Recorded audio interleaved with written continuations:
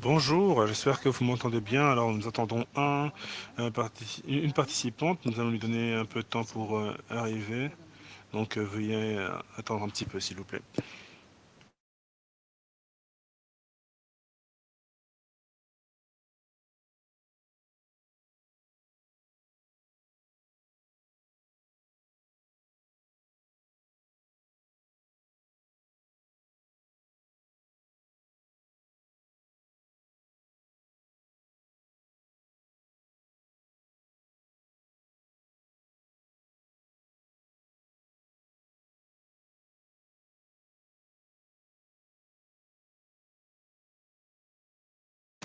Bonjour à toutes et à tous. Merci de votre présence. Alors, euh,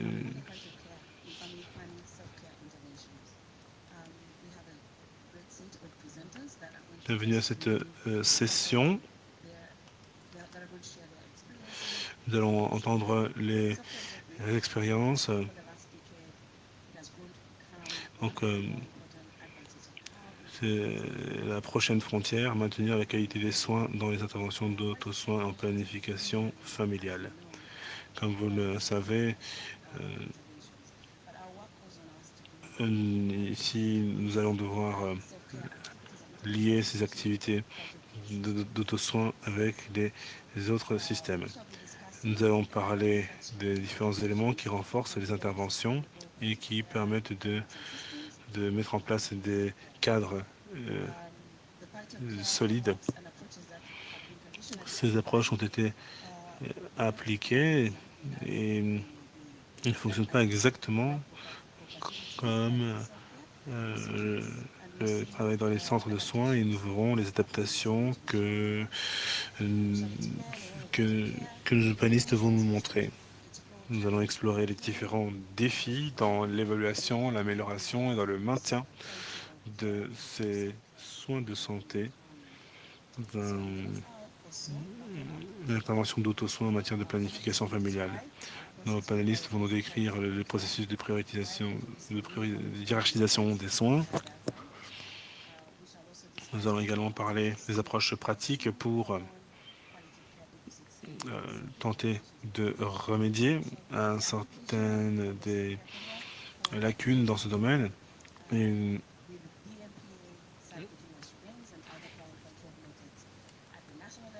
et nous allons également aussi d'échanger sur la question de l'auto-injection du DMPASC.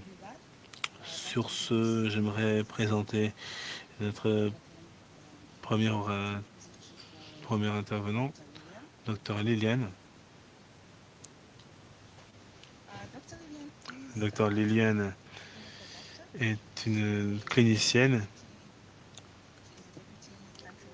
Elle est représentante de pays adjointe à PSI au Ouganda. Elle a un master en santé publique et avec plus de 10 ans dans leadership stratégique, plusieurs domaines de compétences dans la santé sexuelle et reproductive. Elle a travaillé dans le groupe d'experts d'Ouganda où elle a joué un rôle crucial dans la facilitation des, de la de l'adoption et de l'intégration de ce cadre dans l'Ouganda. Merci, vous avez la parole. Merci infiniment, docteur Mili.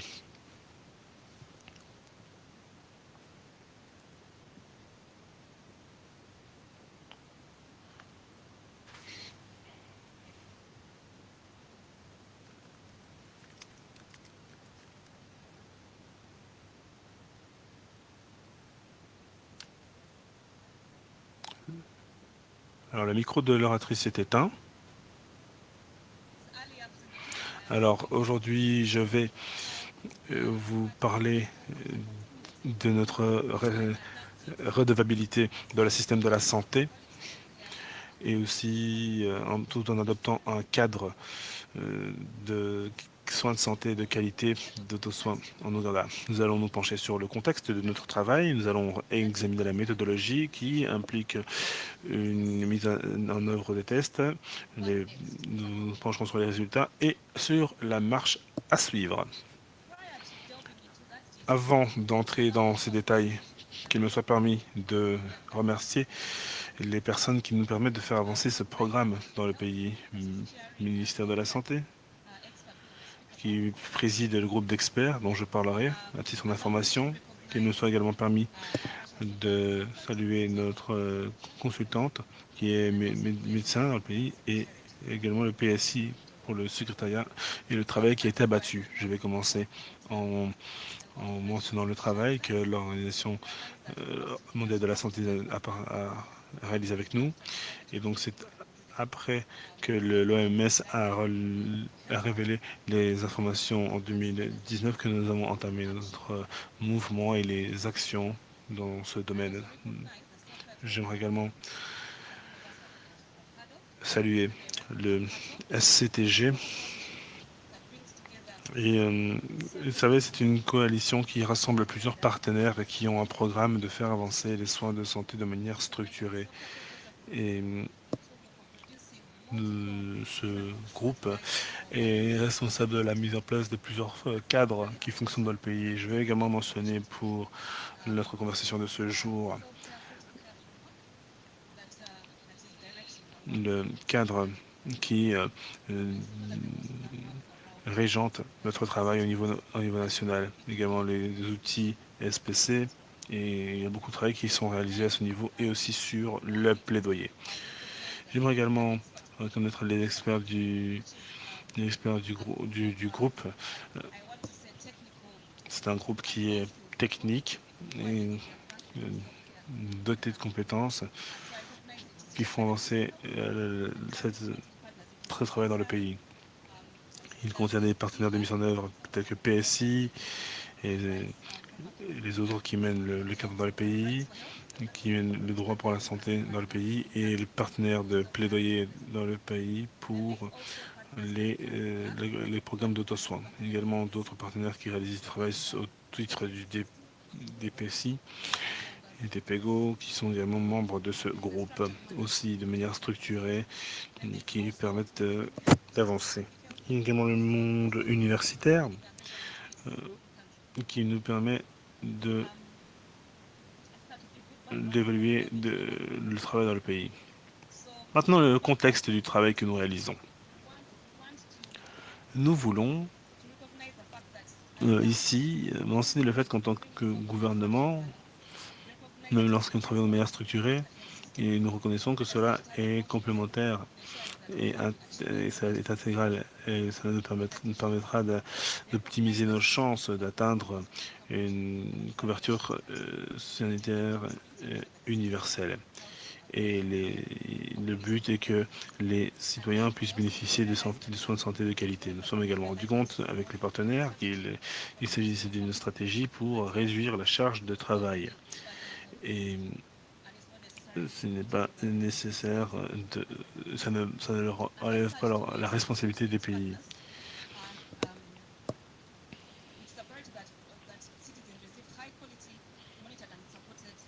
Donc les interventions, eh bien, la priorité c'est de fournir des services de très grande qualité, que cela soit suivi et dans le but d'autonomiser les populations pour qu'elles puissent gérer leur propre santé.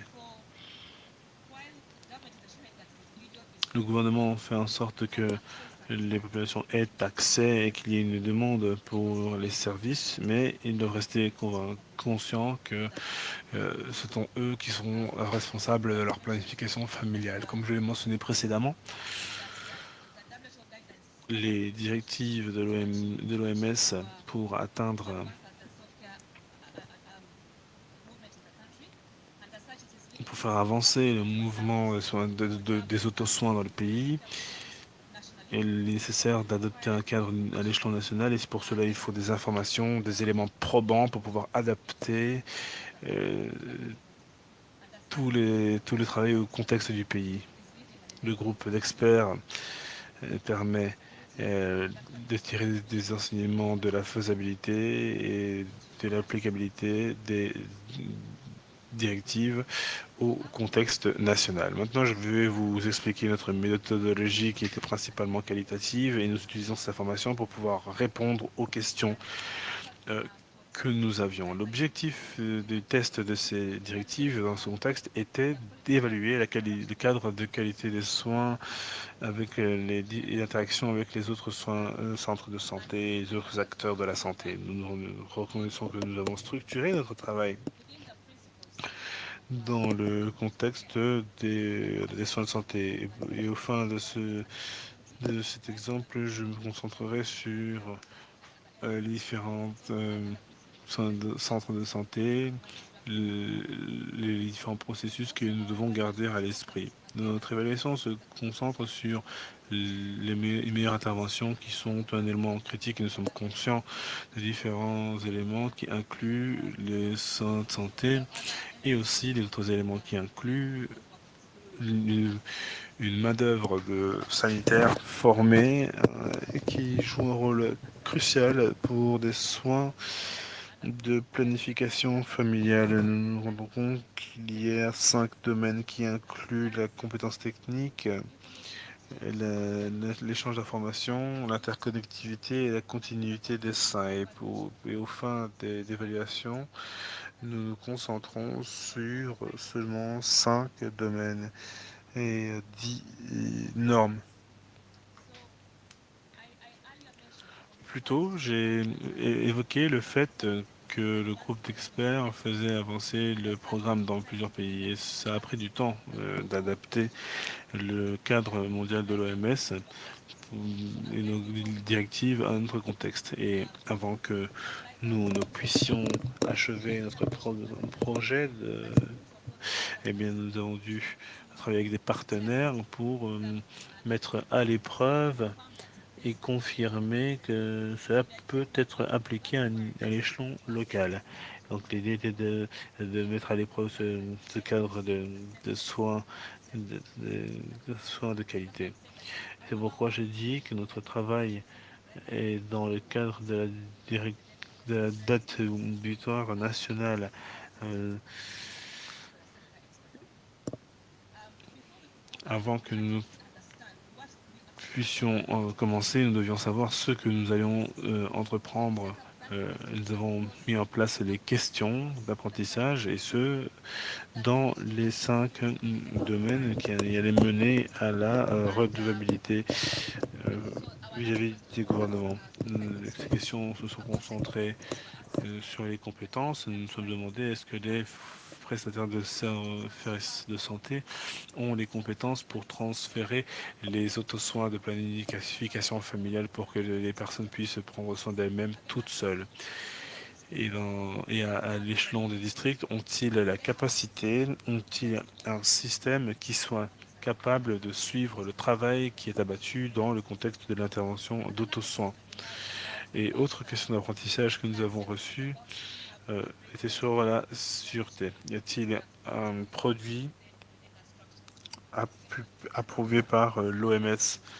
Et là, nous avons examiné ça la presse qui est un produit approuvé par l'OMS. Alors, pour ce qui est de l'échange d'informations, il faut comprendre les mécanismes pratiques qui permettent aux clients de donner des retours aux travailleurs de la santé sur la qualité de leurs prestations. Pour ce qui est de l'interconnectivité personnelle et de la joie, y a-t-il un mécanisme en place qui permette aux clients de recevoir des retours quant à quant au succès.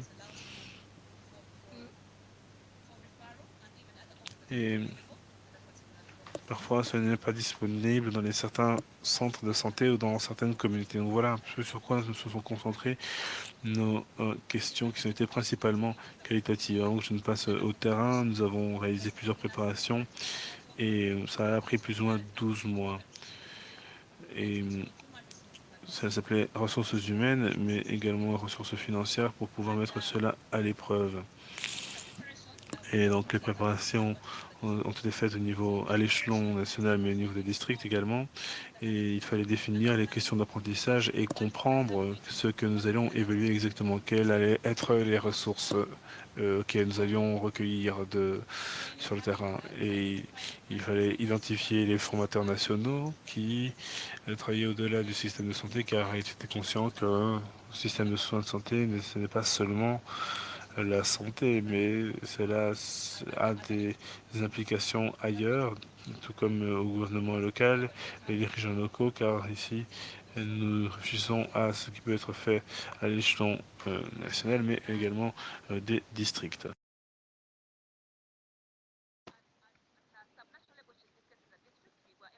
Au niveau des districts, nous avons identifié des différents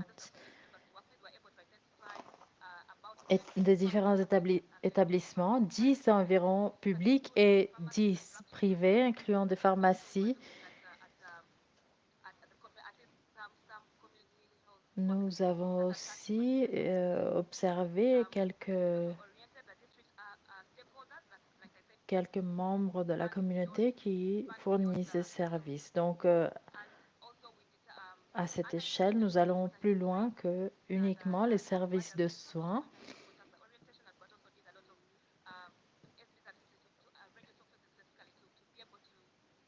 Nous avons fourni les communautés d'information pour leur dire ce qu'on faisait, les services fournis. Et en ce cas, nous observons, nous avons fait des rendez-vous, des interviews avec des fournisseurs de services de soins, des leaders de la communauté et quelques autres membres de la communauté. Nous avons fait une analyse des informations des établissements de services de soins. Nous avons fait une analyse des registres aussi des patients. Cette ligne du temps nous montre le processus du développement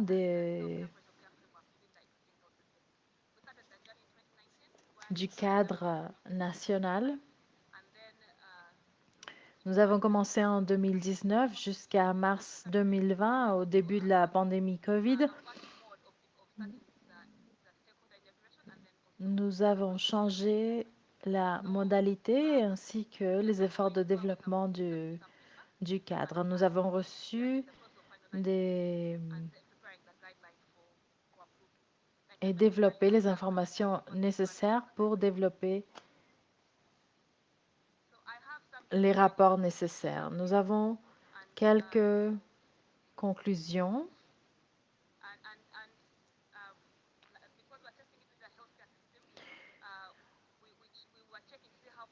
Vu que nous faisions l'analyse du système de santé, nous avons analysé les services de planification familiale. Nous avons énuméré, catégorisé les différences entre le secteur privé et le secteur public, et tout en sachant que nous avons une population 80% rurale. Il a fallu nous assurer qu'il y ait des stocks et les appuis suffisants, le financement suffisant pour fournir les services de planification familiale.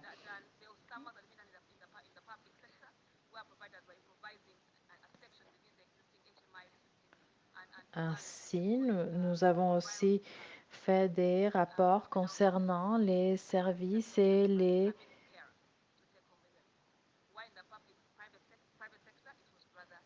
médicaments fournis par les fournisseurs, les prestataires de services.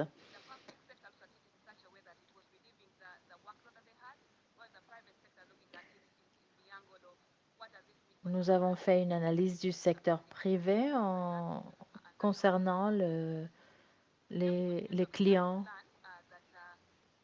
qui prenaient rendez-vous pour consultation.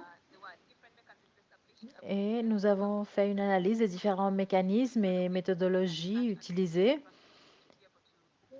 Et ceci nous a amené à des essais d'amélioration du système et des méthodologies appliquées. L'auto-injection était bien interprétée comme une manière d'auto-soin.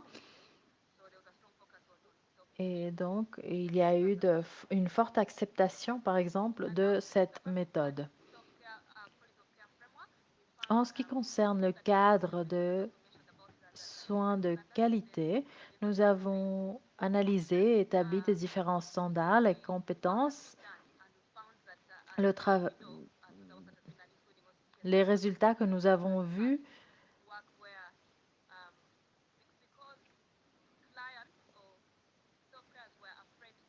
en raison des clients ayant peur de s'injecter eux-mêmes.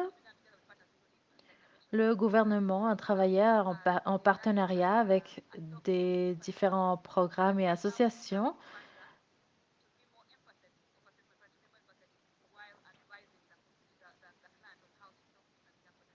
pour améliorer la qualité de soins fournis par les prestataires ainsi que la considération des complications qui puissent se présenter. Le gouvernement a aussi établi un système d'appui, de support pour l'auto-injection avec de la documentation et de l'information à différents niveaux. Le Sayana est disponible avec des différents fournisseurs de services et nous savons que il y a des directrices, par contre, uniquement 60% sont utilisées par les établissements privés. En ce qui concerne l'échange d'informations, nous voyons que les clients du secteur privé reçoivent un peu plus d'informations. Les résultats concernant le système, nous n'avons pas trouvé un mécanisme spécifique concernant la connexion interpersonnelle, ainsi qu'aucun élément spécifique qui puisse appuyer le secteur public ou privé spécifiquement. Donc, nous travaillons à cette échelle pour nationaliser le programme. En conclusion, les prochains pas à suivre, nous voulons finaliser les directrices et les magnifier niveau national. Concernant les différents sujets auxquels nous devons prêter plus d'attention, nous devons considérer les éléments, les situations, le contexte de la pandémie ainsi que les jeunesses. Merci. Maintenant, nous écouterons Dr. Mlani. Il nous parlera au sujet des soins de qualité dans le cadre de l'auto-injection. Il est directeur technique pour Japaigo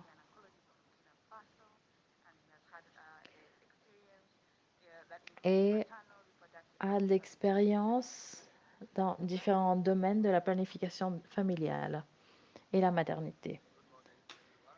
Bonjour à tous et à toutes. Merci, madame, pour cette opportunité de partager avec ce public cette étude en Afrique francophone sur le DMPA auto-injection.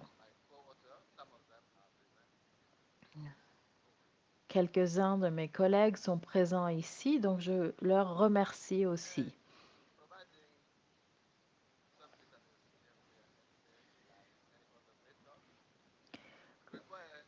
En ce qui concerne le DMPA-SC, comme une méthode, nous avons eu un bon échange d'informations qui nous a mené à des applications de qualité de cette méthode. Donc, nous avons déjà entendu quelques idées sur les 5 domaines importants et comment nous pouvons les travailler. Notre expérience ici est sur l'introduction de l'auto-injection dans l'Afrique francophone et la nécessité de consultation et d'information. Je dois mentionner que cette étude a été menée dans le cadre du projet MPSC dans les pays francophones de l'Afrique avec l'appui de la Fondation Goethe. Donc le premier pas était une évaluation de la consultation, identifier des nécessités d'amélioration. L'étude fut menée en 4 pays, Burkina Faso, Guinée, Mali et Togo.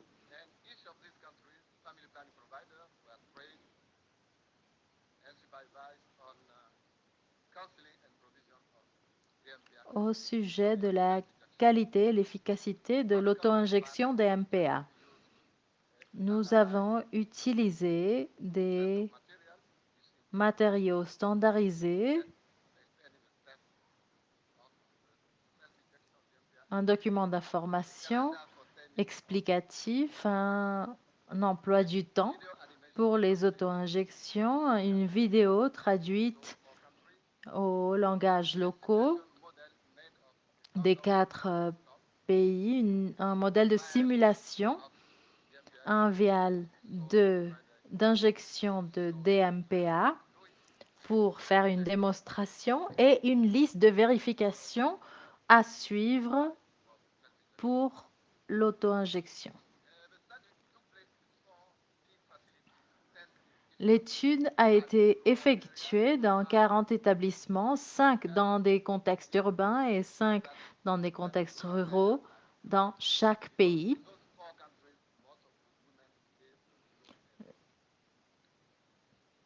Surtout dans les zones ou les régions où il y a une population majoritairement féminine.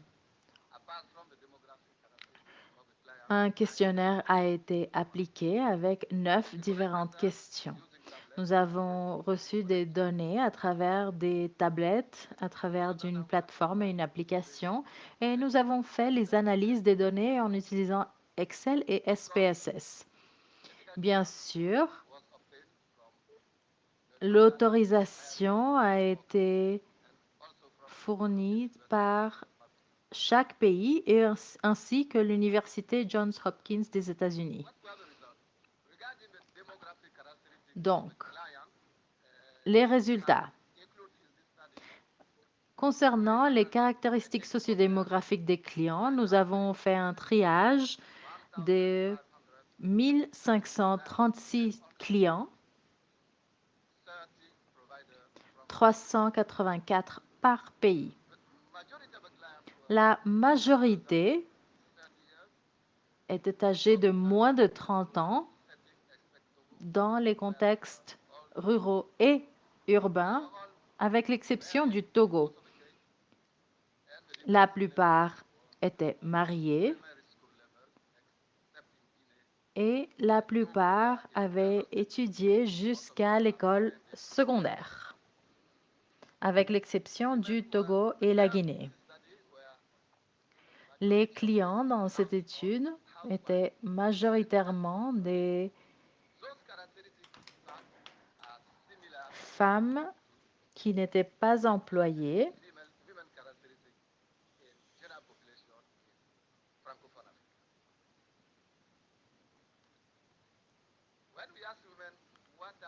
Quand nous avons demandé les questions de l'enquête, nous avons vu les principales raisons pour l'utilisation de l'auto-injection des MPA. Donc, la raison principale, c'est que c'était facile. Elle considérait que c'était un effet à longue durée.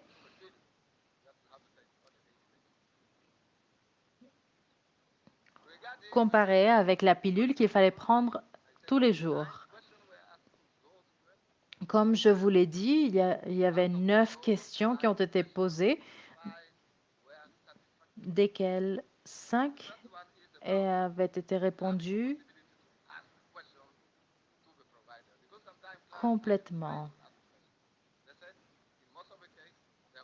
Les femmes qui ont répondu ont dit que la plupart du temps, elles avaient peur de poser des questions aux prestataires des services, ainsi que la plupart n'avaient pas accès à une autre méthode de planification familiale.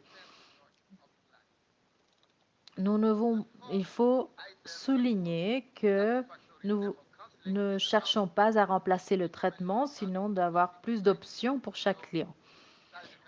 Plusieurs clients ont aussi dit qu'elles n'avaient pas reçu d'informations au sujet des effets secondaires et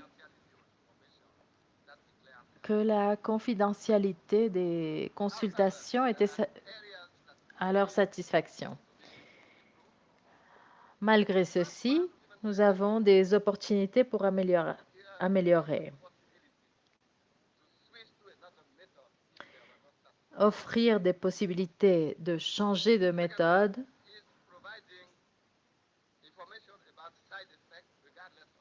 Donc, cette information a été trouvée inacceptable par les clients.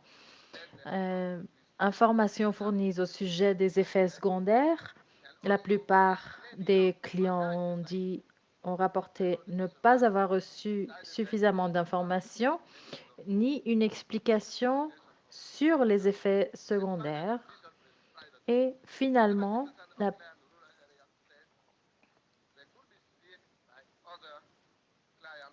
17% des clients ont dit que d'autres clients pouvaient les voir pendant leur consultation. Donc, la privacité était un sujet important. Résultat numéro 5, les prestataires, la satisfaction des prestataires avec l'auto-injection des MPA.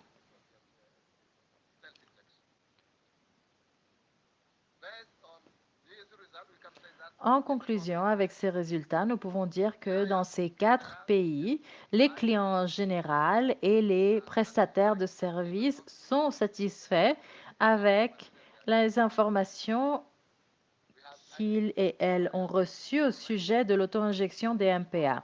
Il y a des aires d'opportunité, des éléments à améliorer qui ont été identifiés et nous avons besoin de plus d'informations et plus d'options pour les clients pour qu'ils puissent vraiment choisir leur méthode. Je voudrais conclure en remerciant tous les participants et mes collègues qui ont participé dans les études, dans ces recherches. Je voudrais remercier les différents prestataires et les établissements qui ont ouvert leurs portes pour que l'on puisse la conduire. Merci. Merci, docteur. Nous aurons l'opportunité de poser nos questions, donc prenez des notes et nous ferons ça à la fin. Maintenant, nous écouterons au sujet de l'introduction d'une méthode spécifique sur la consultation et l'auto-soin. Alexandra est une angel qui travaille à la conférence internationale de planification familiale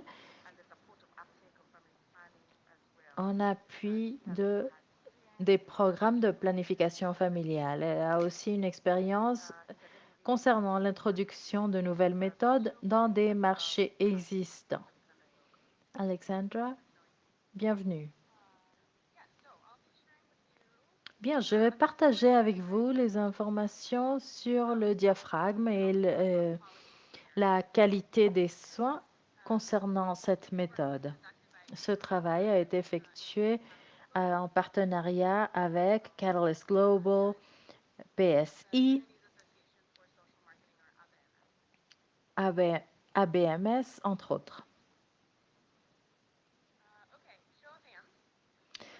Levez la main sans cette image qui pourrait me dire un peu au sujet du diaphragme. Kaya. Bien. La plupart de nous, nous sommes familiarisés avec les diaphragmes. On les connaît depuis longtemps. Par contre, le diaphragme Kaya est un peu différent. Et ce qui est le plus intéressant, c'est qu'il y a une seule taille. La plupart des autres diaphragmes du marché viennent en différentes tailles, donc il faudra une consultation pour savoir laquelle utiliser. Donc ici, on élimine du coup la nécessité de cette consultation. Et ce diaphragme peut être réutilisé pendant 2 ans, même si la recommandation est d'utiliser avec un gel pour son application. C'est une méthode moderne, c'est une option d'auto-soin et nous avons une efficacité équivalente à celle d'un préservatif masculin. Et même si ce diaphragme est disponible dans plusieurs pays, il n'est pas très disponible dans les pays africains. Donc, avec le financement de différents projets comme ECO, nous avons introduit cette méthode dans 2 pays, en Niger et à Bénin. Donc, juste pour vous donner un peu d'informations, le 19% des femmes à Niamey et 13% des femmes à Bénin l'utilisent.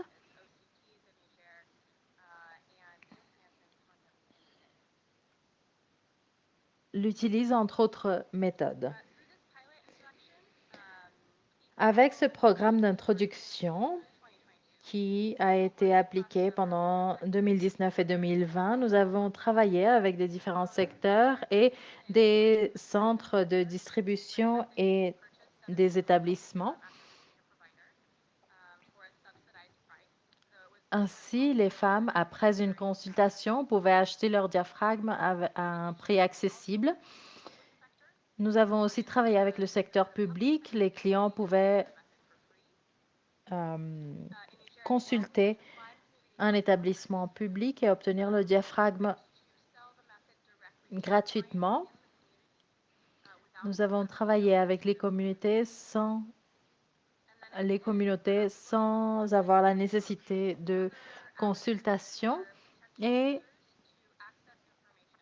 nous avons travaillé concernant l'accès à l'information à travers des plateformes comme Facebook et le téléphone.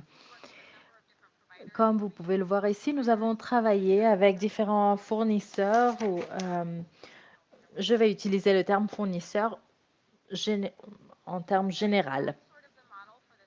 Donc voilà le modèle pour cette introduction du produit. Donc, comment analyse-t-on la qualité pour ceci? Nous avons déjà vu les différents domaines couverts par la qualité. Je ne vais pas en parler trop.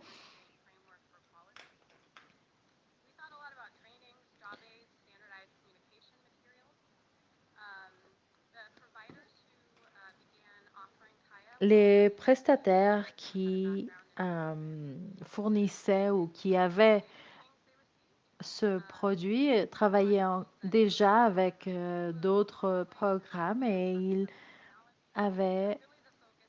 ils fournissaient des informations sur Kaya spécifiquement selon les nécessités des clients. Nous avons eu une nécessité de sessions de consultation avec les professionnels de la santé pendant le programme. Nous avons inclus des documents, des instructions pour l'insertion et l'application du diaphragme. Et nous avons aussi fourni un modèle pelvique.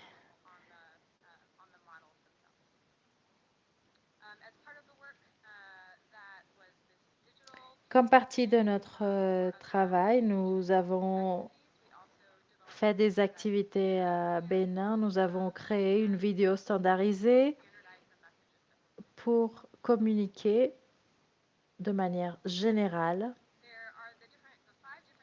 les différentes informations nécessaires. Il y a 5 différents domaines que nous avons partagés. Nous avons pensé spécifiquement à 2 d'entre eux. l'échange d'informations et la communication interpersonnelle et le choix.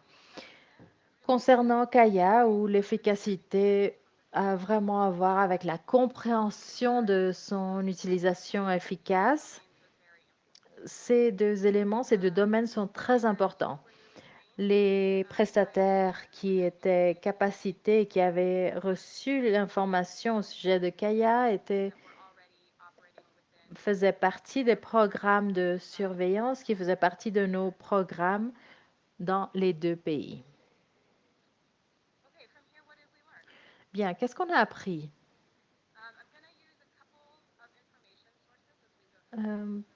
Nous avons deux sources d'informations qui font un résumé qui viennent de l'expérience de programme, de recherche, entre autres. Nous avons mélangé toutes ces sources d'informations et ce qu'on a fait, c'est l'analyse de toutes ces données. Concernant le programme de données dans les deux pays, nous avons analysé les enquêtes de clients anonymes. Nous avons aussi effectué deux études de méthode mixte et nous avons fait des interviews avec des professionnels du secteur santé, des docteurs, au sujet de Kaya et nous avons fait des suivis 6 mois après l'adoption et la sélection de la méthode. Bien, je vais commencer avec les enquêtes anonymes. Donc, ceci a commencé au début des activités. À Bénin, nous avons fait 2 fois. Une fois après 3 mois d'avoir commencé et une deuxième fois 21 mois après avoir commencé.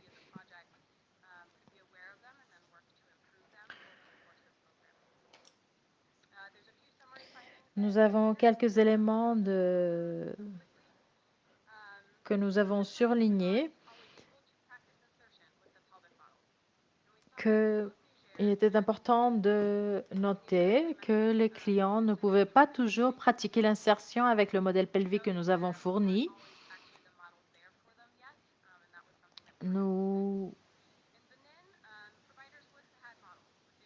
avons vu aussi que les modèles n'étaient pas toujours utilisés. La plupart des visites, des consultations impliquaient une introduction spontanée de Kaya sans partage d'informations ni intégration de cette nouvelle méthode. Nous avons vu certains niveaux de biais entre les prestataires et nous avons vu que les informations les plus utilisées étaient celles qui avaient été imprimées. C'est ce qu'on voit sur l'image là-haut. Ce sont les informations générales que nous fournissons une fois que le client a exprimé son désir d'utiliser cette méthode.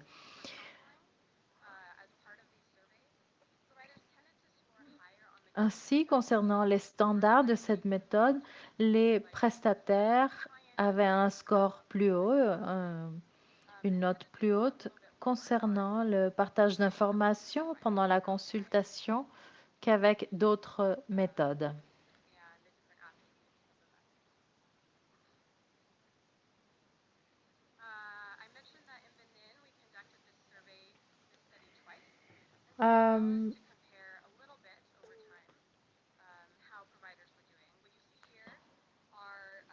Nous avons pu comparer le développement des études du programme, les avances du programme et nous voyons ici quelques phases spécifiques de l'application de Kaya. Donc, nous voyons des améliorations parfois et d'autres fois aucune. Si nous observons les différentes phases, les améliorations avaient à voir avec les informations sur comment insérer le diaphragme.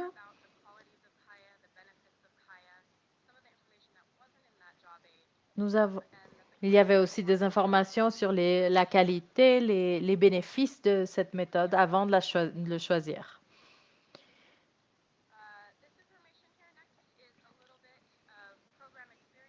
Ici, nous avons un peu une liste de nos expériences avec le programme.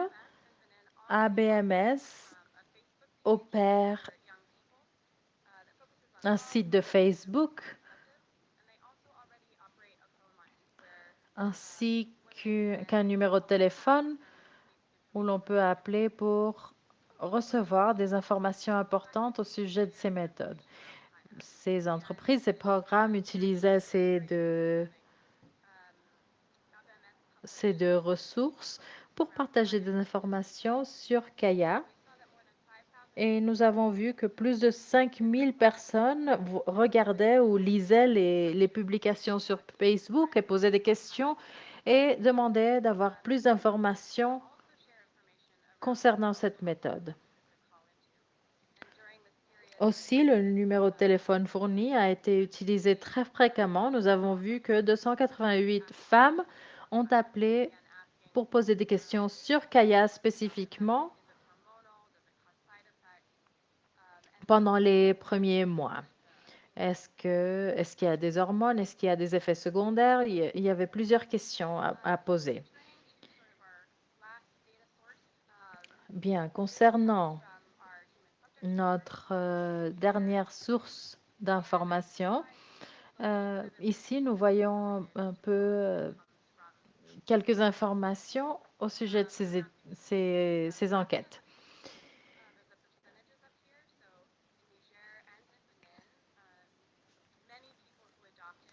Dans les deux pays, la plupart des personnes qui avaient commencé à utiliser la méthode Kaya l'utilisaient encore 6 mois après avoir commencé.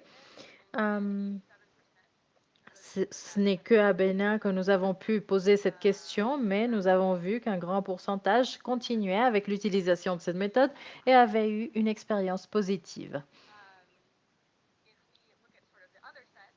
Si nous voyons l'autre côté de cette situation, il y avait plusieurs raisons pour lesquelles les clients décidaient d'arrêter cette méthode. Ici, surtout à Bénin, quelque chose que l'on ne voit pas au Niger, les clients, les femmes avaient dit qu'elles avaient arrêté la méthode car elles n'arrivaient pas à l'appliquer correctement, à l'insérer correctement.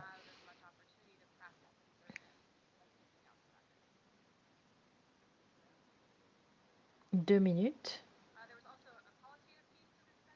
Il y avait aussi un élément qualitatif concernant cette recherche. En ce qui concerne le choix et la satisfaction, Kaya est considéré par les clients, par les fournisseurs et les prestataires comme une option qui n'avait pas une équivalence dans le marché.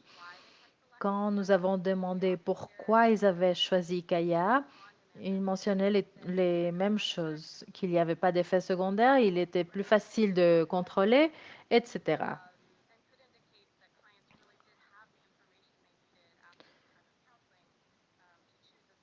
Aussi qu'il y avait les informations nécessaires pour les clients et pour son insertion. J'ai fait mention des modèles pelviques.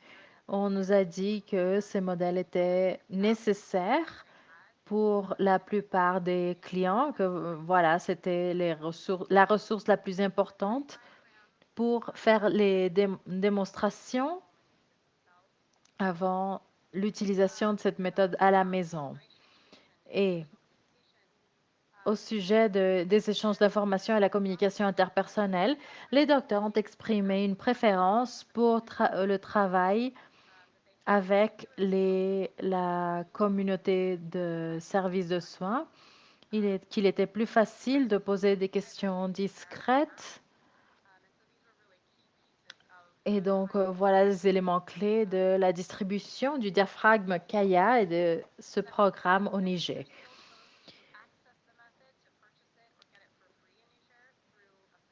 Plusieurs personnes ont choisi d'obtenir cette méthode gratuitement à travers des services publics de santé.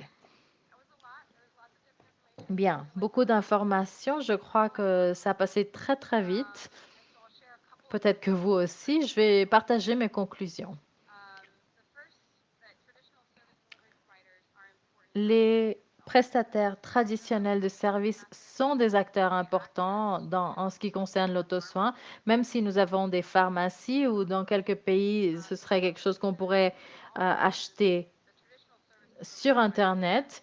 Dans ces pays et dans les programmes avec lesquels nous travaillons, nous voyons que c'est grâce à eux que les clients peuvent avoir accès aux méthodes spécifiquement après avoir lu les informations correspondantes.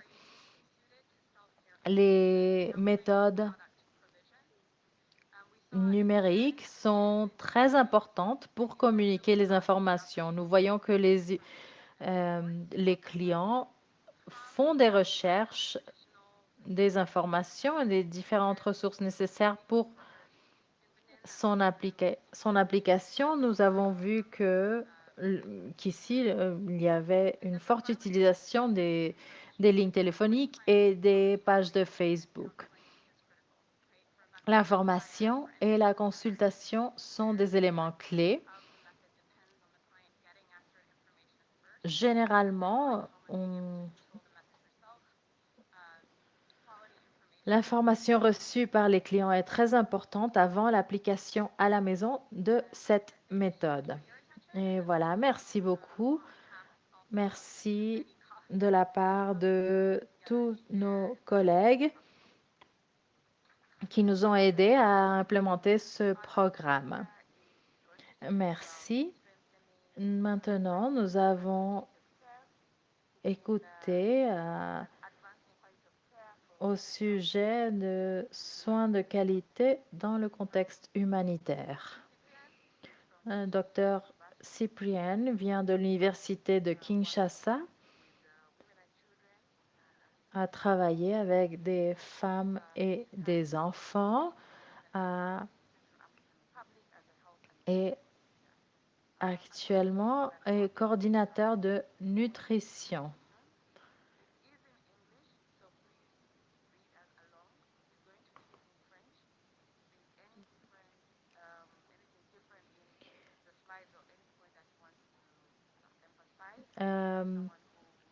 Il y aura une traduction, une interprétation pour cette session. Je vous passe la parole, monsieur.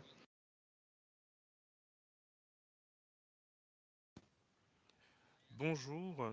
Alors, mes excuses, je vais faire la présentation en français, mais le texte est en anglais. Vous pourrez établir le lien entre ce que je dis et ce qui est écrit. Ce que nous avons pu observer comme facteur qui influence la qualité des soins dans des interventions basées sur des auto-soins, surtout dans les situations humanitaires. Et ça, c'est une expérience qui a été réalisée par International Rescue Committee, qui est une organisation qui fait des interventions, que ce soit dans les domaines humanitaires et même dans les domaines de développement. Et c'est là dans beaucoup de pays à travers le monde, une quarantaine. Et nous intervenons dans plusieurs secteurs, notamment la protection, l'éducation, la santé, les relèvements et développement économique, ainsi que la bonne gouvernance. Et avec notre organisation, nous avons comme priorité, surtout au niveau global, dans les domaines de la recherche et des innovations, la grande priorité, c'est vraiment des interventions basées sur les autosoins, essentiellement dans les domaines de la santé de la reproduction, pour accroître les différentes options de contraception à travers des clients qui eux-mêmes prennent ces soins, mais aussi pour essayer de réduire les risques des avortements non sécurisés avec les avortements autogérés par la cliente elle-même. Et nous pensons qu'avec les leçons que nous allons tirer de ces expériences, nous pouvons arriver à mobiliser les politiques, à changer ou à adapter ces politiques tant au niveau national que global, afin de transformer les systèmes de santé qui doivent en fait s'adapter au contexte humanitaire qui sont souvent fragiles. Et donc, nous allons vous présenter 2 programmes. Il y a un qui est déjà clôturé, qui a été réalisé en République démocratique du Congo. Et c'est un programme qui était basé sur le modèle de l'avortement autogéré par la cliente elle-même. Et ces modèles passaient par 2 supports. Le premier, c'était à travers la structure de santé qui était appuyée par IRC. Mais comme vous savez, dans plusieurs pays du monde, il y a une restriction des cadres légaux en termes des indications sur les avortements. Mais avec l'arrivée de l'accord de Maputo, le protocole de Maputo, ça a essayé un peu d'élargir les indications sur les avortements, mais ça a permis aux prestataires de santé d'offrir les conseils aux femmes qui ne sont pas dans les critères légaux, mais qui souhaitent avorter. Donc, on leur donne des counseling et on leur montre comment ils peuvent prendre, par exemple, le misoprostol elles-mêmes à la maison, essayer de suivre l'évolution de l'avortement et au besoin revenir s'il y a une complication. Donc ça, c'était la première porte d'entrée. Et la deuxième pour ce programme, c'était un partenariat que IRC avec des pharmacies privées. Comme vous savez, dans des contextes humanitaires, dans beaucoup de pays, la population arrive tardivement dans les structures de santé et commence souvent par des pharmacies, surtout privées. Alors, nous avons fait un partenariat avec ces pharmacies privées où les pharmaciens ont été renforcés en capacité pour donner les conseils à toutes ces femmes qui viendraient avec le désir d'interruption des grossesses et qui pouvaient aussi leur donner des misoprostol. Comme ça, les femmes pouvaient aller suivre elles-mêmes l'avortement au niveau de la maison et revenir s'il y a un signe qui complique, ou alors il revient pour d'autres conseils de la santé, comme on va le voir. Et donc, avec ces programmes-là, voilà, la période de janvier 2019 à novembre 2020, nous avons pu vraiment enregistrer beaucoup d'adhésions et aux avortements sécurisés, autour de 4395, dont plus de la moitié, donc 68,5%, étaient passés par les pharmacies qui étaient supportées et en partenariat avec IRC. Nous verrons plus tard quels sont les éléments de qualité que nous avons eu à mettre en place. Alors, le deuxième programme, c'est un programme qui est en cours. C'est une étude sur la faisabilité et l'acceptabilité de l'auto-injection du DMPA. C'est un APRES, comme les collègues ont présenté avant. Et cette étude s'est faite aussi du Soudan, qui est aussi un pays qui est vraiment en situation humanitaire. Nous sommes pratiquement à la deuxième phase de mise en œuvre, mais nous avions commencé par une phase de design où nous avons pu, sur base des interviews, des focus groups, à travers les relais communautaires, recruter des participants à cette étude, autour de 262, qui ont été formés comment s'injecter le DMPA soi-même et également comment se rappeler de la date pour se donner une deuxième injection, une troisième injection tous les 3 mois.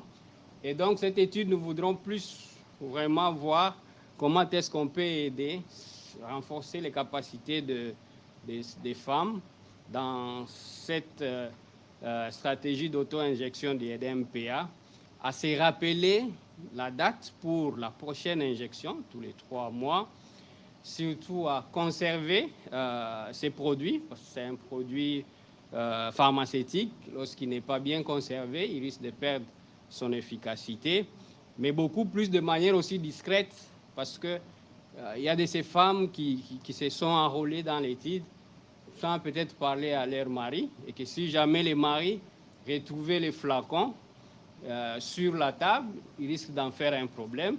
Et on en a même connu un cas dans le cadre de cette étude. Mais beaucoup plus aussi aider ces femmes à s'auto-injecter avec toute assurance, avec le respect de tout ce qu'il y a comme normes d'asepsie, mais également gérer ces déchets, parce que le flacon d'MPA qu'elle a pu utiliser doit être géré de manière sécure, parce que ça risque d'injecter ou de toucher quelqu'un d'autre, mais aussi de manière discrète, comme on l'a dit. Peut-être que le mari ne savait pas, et quand il retrouve, ça risque de poser problème. Alors, pour tous les éléments de qualité, tels que ça a été présenté dans le framework au début par ma collègue, nous avons pu observer dans les 2 programmes que les compétences techniques sont vraiment un grand facteur, et on en a tenu compte dans ces 2 programmes. Par exemple, pour l'avortement autogéré par les femmes elles-mêmes en RDC, nous avons pu former, que ce soit les prestataires de soins, que ce soit le pharmacien, sur évidemment les risques sur les avortements non sécurisés, sur les contextes légaux, pour dire voilà les limites. Mais il y a cette ouverture avec les protocoles de Maputo qui vous donne quand même la possibilité de conseiller ces femmes à aller prendre soi-même le misoprostol, et l'issue peut être très bonne, mais également comment ils peuvent utiliser ce misoprostol, quel dosage, comment ils peuvent conserver, et beaucoup plus quels sont les effets secondaires pour que la femme ne soit pas trop dépaysée, et quels sont les signes qui peuvent peut-être demander à la femme de revenir au niveau, par exemple, de la pharmacie, ou aller au niveau d'une structure de santé. Tandis qu'au Sud-Soudan, bien sûr, comme j'ai dit, on a formé tous ces participants qui étaient dans l'étude à comment s'auto-injecter, mais nous avons pu continuer les suivis pour nous rassurer que vraiment la compétence a été acquise, que ce soit par les prestataires, que ce soit par les pharmaciens, que ce soit par les femmes, en essayant de faire des observations sur base de checklists qui existent. Et pour Sud-Soudan, pour les femmes, il y a une checklist qui a été développée par PAT. Et nous avons aussi développé des matériels pour permettre à ce que ces femmes puissent se rappeler de quelle est la procédure, afin de vraiment s'auto-injecter en respectant le norme de qualité.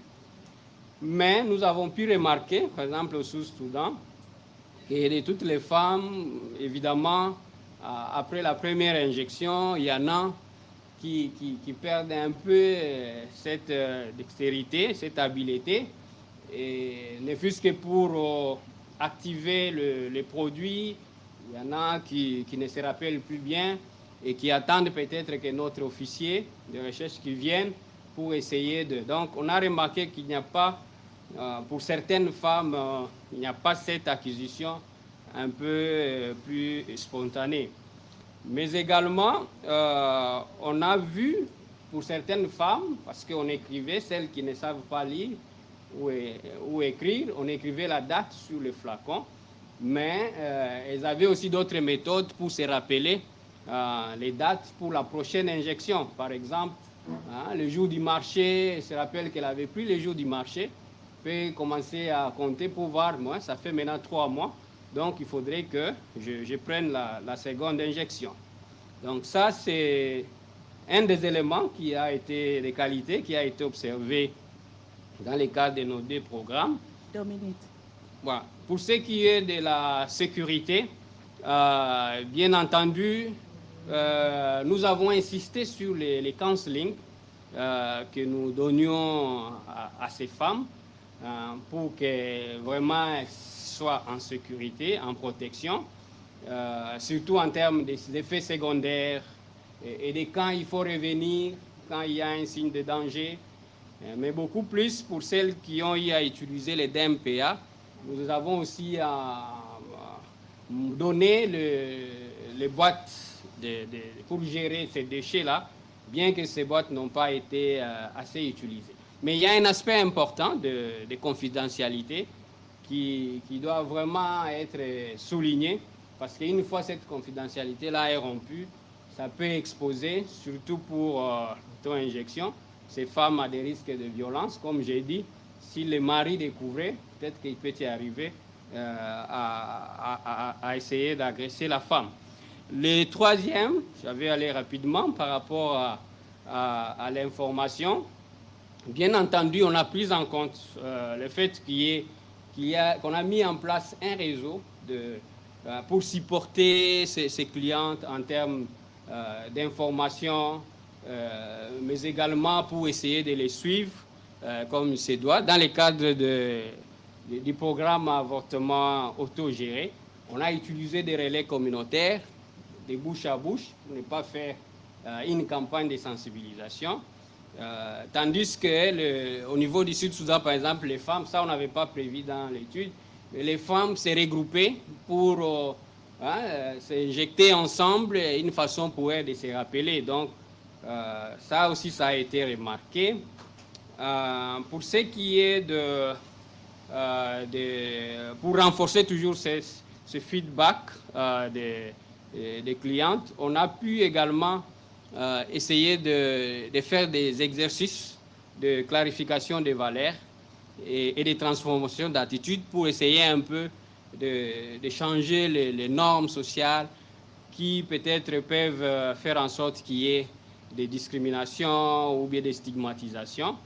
Mais au Sud-Soudan, les femmes qui ont été recrutées étaient évidemment recrutées par les relais communautaires. Tout était des femmes mariées. Donc, ce qui fait que peut-être on va considérer prochainement, s'il y a des choses à prendre, comment on peut inclure peut-être les adolescentes aussi et les autres femmes pour essayer d'avoir un peu une diversité dans les cadres. Alors, par rapport à la continuité des soins, bien entendu, on a vu dans ces 2 programmes qu'il y a, même si les femmes n'arrivent pas au niveau de la structure, mais on a mis en place des systèmes pour qu'il y ait ces liens-là.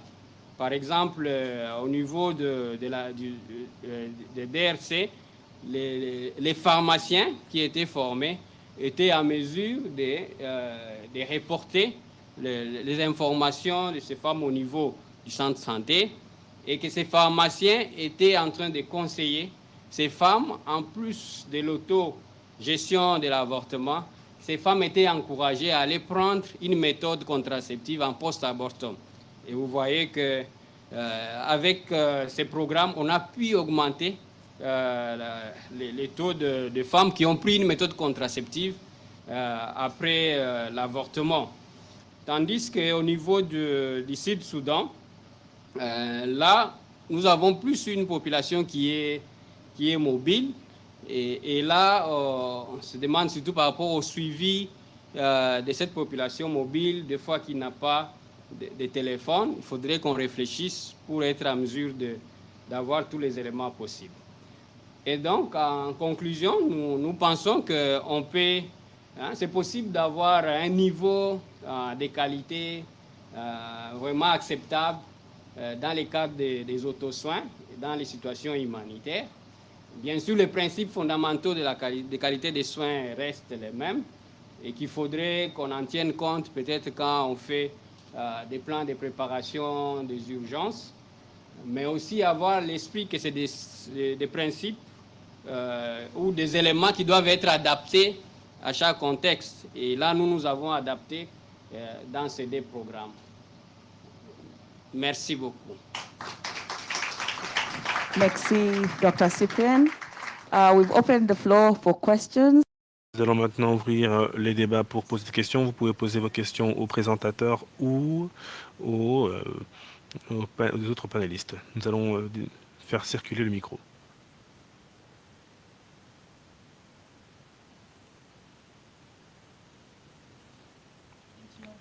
Merci infiniment toutes et tous de vos présentations. Je suis Christian Sway de Momentum, du projet Momentum. J'ai une question adressée à Alexandra Angel. C'était vraiment très intéressant de suivre votre présentation. J'aimerais avoir davantage d'informations sur les données que vous avez sur les lacunes du marché qui sont comblées d'un point de vue des consommateurs, notamment qui sont ces gens qui choisissent d'utiliser Kaya, pas d'un point de vue sociodémographique, mais d'autres critères. Par exemple, la préférence des méthodes de contrôle. Est-ce que cela est associé à une inefficacité contraceptive élevée et aussi une préférence d'utilisation sur la demande? Est-ce que c'est parce que les personnes ont des rapports sexuels réguliers? Donc je me demande si vous avez des informations à ce sujet. Merci. Oui, est-ce que vous m'entendez? Merci pour cette question. Alors là, je vais planter une graine d'une présentation de jeudi. Certaines de ces informations seront données, mais puisque vous posez la question maintenant, oui, nous avons cette information du Bénin, en particulier Kaya, comme vous venez de le voir, est une option qui n'est pas hormonale, qui n'est pas liée, qui ne comporte pas d'effets secondaires particuliers.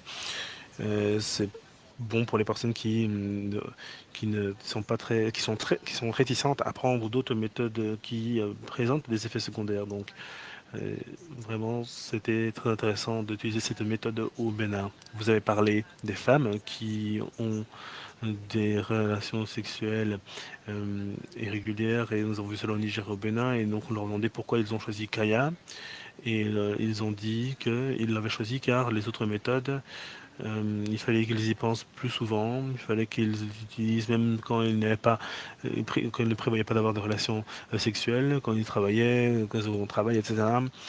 Donc voilà, c'est pour ça. Au Bénin, nous avons également vu que plusieurs utilisateurs avaient associé à Kaya avec les méthodes de fertilité. Donc nous avons utilisé Kaya les jours où ils avaient dit qu'ils étaient fertiles. Et c'est également un autre groupe clé qui était intéressé par cette méthode. Merci. Y a-t-il d'autres questions? Alors, j'ai une question. Vous avez parlé, et peut-être que là, il faudra traduire, vous avez parlé cela dans le DPMA, le contexte des PMA au Sud-Soudan. Et alors, parfois, on n'a pas toujours la compétence après 3 mois. Vous avez parlé des sociétés très mobiles qui n'ont pas de téléphone. Et dans votre expérience, y a-t-il des interventions à succès pour traiter ces questions? Quel est votre avis et quelle est votre expérience à ce sujet?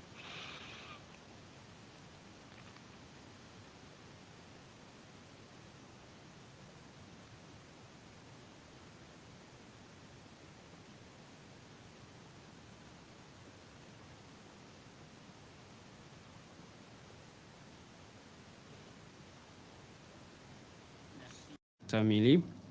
Bien entendu, c'est vraiment des questions qu'on doit essayer de se poser pour explorer quels sont les issues, parce que ça, c'est vraiment un élément de qualité, l'acquisition de la compétence et son maintien. Moi, je pense qu'il faudrait peut-être qu'on regarde comme c'est des femmes qu'on a du mal à atteindre, ils n'ont pas de téléphone, c'est difficile d'avoir un contact assez régulier. Moi, je peux proposer peut-être de regarder dans le cadre de la méthodologie, des formations, de ces femmes. Est-ce que peut-être la durée qu'on est en train de faire, il faut en faire un peu plus parce que ce n'est pas tout le monde qui est pendant la formation. Donc peut-être ça peut demander un peu plus de temps dans le cadre de la formation qu'on fait avec eux. Je pourrais également suggérer, comme ici, de les suivre, peut-être après la formation, avant qu'elles ne s'auto-injectent seules. Peut-être qu'il faut prendre rendez-vous les jours de leur injection, essayer d'observer un peu plusieurs fois, les accompagner, de façon que quand elles auront vraiment la compétence, peut-être qu'elles peuvent être sûres d'elles-mêmes et continuer à faire. Mais également du côté des femmes elles-mêmes, peut-être qu'il faut voir par rapport à cette stratégie d'auto-injection, essayer de regarder des femmes qui ont peut-être certains atouts par rapport à leur métier d'avant, ce qu'ils font, est-ce qu'ils ont déjà certaines habiletés. Par exemple, les femmes, je peux dire de manière lacunaire, par exemple, les femmes qui ont l'habitude de tricoter, donc c'est des femmes qui sont habituées quand même à essayer de piquer, ainsi de suite. Peut-être celles-là peuvent être habituées. Donc, c'est vraiment des questions qu'on peut se poser et il faut qu'on explore pour voir si c'est possible d'améliorer cet élément de qualité-là. Voilà. Angel, would you like to translate for our participants who might not have understood? I have a question, not the translation. Non, je ne demande pas la traduction, j'ai une question. Mais vous êtes le bienvenu si vous voulez traduire. Désolé, j'essaie de résumer. Le docteur Cyprien a mentionné qu'idéalement, il y aurait une façon de se faire un suivi régulier avec ses clients, mais que souvent, en raison du type de population, ce n'est pas toujours possible. Vous avez également dit que vous allez vous pencher sur les formations qui sont offertes et peut-être concevoir ce qui manque. C'est une question qui revient chez plusieurs femmes. Aussi, une solution potentielle serait de trouver une date pour voir les femmes et observer comment elles s'injectent, voir si c'est correct, améliorer leur compréhension, les aider. Et voilà. Le docteur Cyprien a également dit qu'il pourrait identifier les personnes qui ont plus de compétences dans l'induction, dans l'injection réalisée seule, grâce à leur profession. Merci.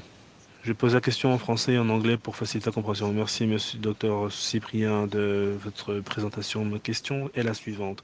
En RDC, il y a maintenant un protocole politique sur les avortements sûrs. Donc, quel est le lien avec cette politique et votre étude et vos études? Autre question. En RDC, il y a une politique pour les soins. Y a-t-il une politique sur les soins?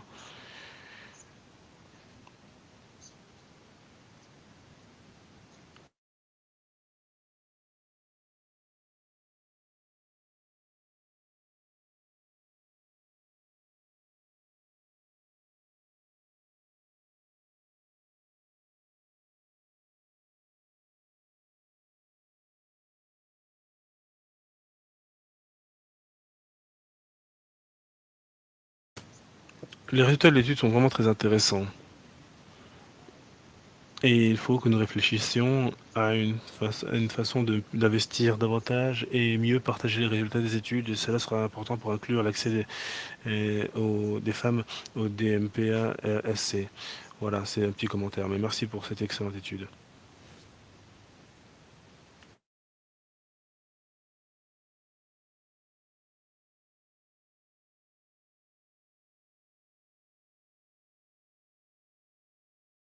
Soins après avortement.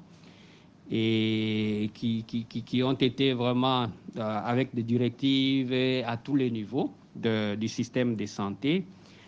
Mais avec notre étude, bien sûr, quand il y a les soins d'avortement sécurisés, auto-administrés par la femme elle-même, s'il y a une complication, évidemment, ces femmes reviennent, sont référées au niveau des structures de santé pour suivre les soins après avortement. Donc, il y a quand même ces liens avec notre étude dans les cas des référencements en cas de complications.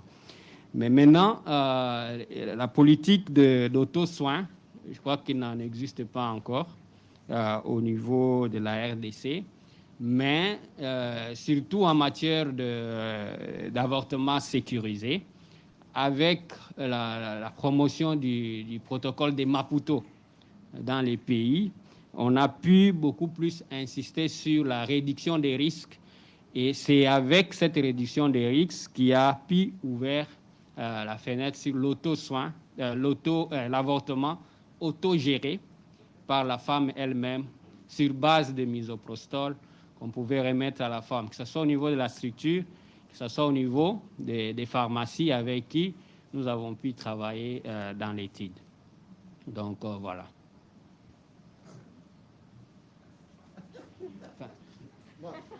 Now, what Cyprian said, it was related to the question on, let's start by the end, guideline on self-care. Alors Cyprien a dit qu'il non, il n'y avait pas de guideline. Maintenant, pour ce qui est de l'avortement, les directives sur les soins post-avortement. Il n'y en a pas, il n'y a pas de politique à ce sujet, mais ils se sont servis du protocole de Maputo pour tenter de mettre en place des soins si les femmes reçoivent le misoprostol pour l'abortion, un avortement réalisé seul, elles sont renvoyées vers un centre. Alors, dernière question.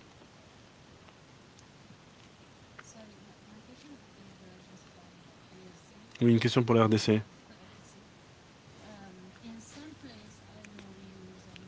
Je sais qu'il y a des endroits où on utilise le misoprostol pour la prévention des hémorragies post-partum.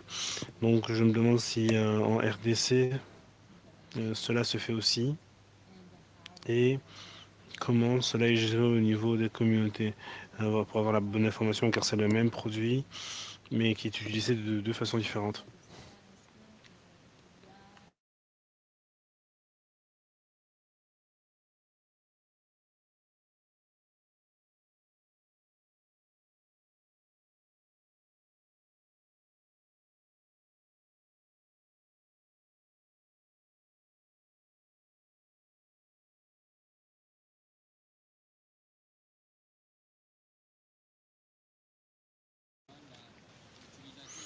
In the DRC, the use of misoprostol at the community level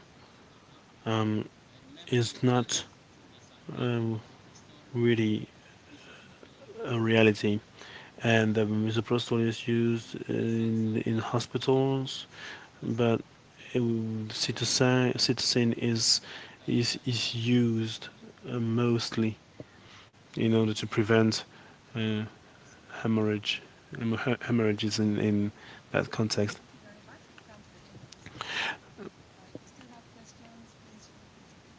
Merci infiniment. Ces présentations seront mises à disposition sur le site de la conférence. Vous pouvez noter également qu'il y aura une enquête d'évaluation. Veuillez la remplir. Merci infiniment à nos orateurs. Bonne soirée.